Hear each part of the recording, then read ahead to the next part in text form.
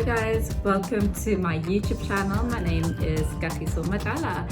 If this is your first time, thank you for joining me.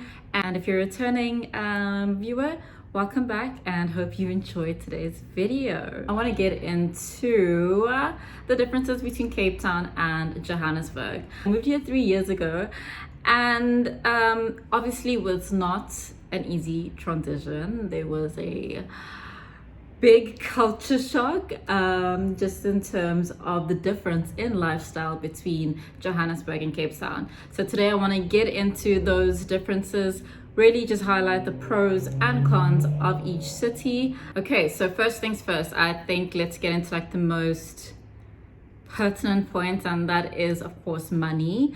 Johannesburg is definitely a city with a lower cost of living than Cape Town is. I don't feel like you necessarily move to Cape Town for money. That is just not the place that you come to earn money. Johannesburg, being the economic hub of the country, is definitely somewhere where you can grow.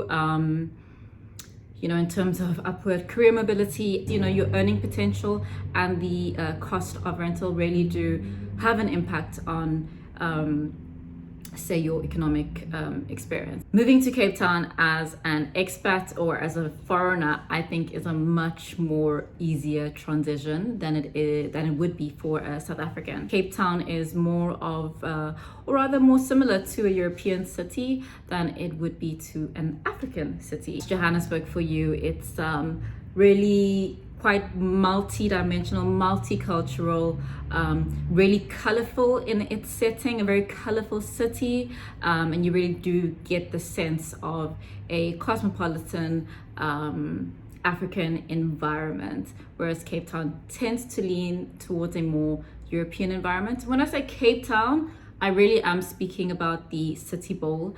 So one of the biggest things that really stuck out to me when I moved here was that I found that there were no malls in Cape Town. You do get lots of shopping complexes, so little shopping complexes. That is obviously something that you would find, and a lot more markets. Cape Town has markets as opposed to malls. Okay, so something else that definitely stuck out to me when I first moved here was that there were not as many hair salons in Cape Town versus Johannesburg. Now, when I say not as many, I mean quality hairstylists. So you go downtown and, there are a lot of hair salons, but I just struggled in terms of finding people who really knew what they were doing in terms of my hair or whatever hairpiece that I would bring in to get treated or serviced. Whereas in Johannesburg, you find hair salons on every single street corner, whether you're in downtown Jozi or you are in the suburbs in Sandton. There is no shortage of quality stylists. So that is something I definitely struggled with. And not that there aren't quality stylists in Cape Town, but you really have to dig deep to find them. So that was a struggle for me. Another difference between Johannesburg and Cape Town, let's talk about people. Right, people in Cape Town versus people in Johannesburg. Johannesburg or people in Gauteng, I'm not gonna lie, are definitely a friendlier lot of people. In Cape Town, it is quite difficult to find yourself in a friendship circle or to just meet new people. But not to say that, all Cape Townians are rude and mean. I'm just saying it's harder than it would be in Johannesburg. I have definitely tended to find myself in groups or with people who are not necessarily from Cape Town, but just live here.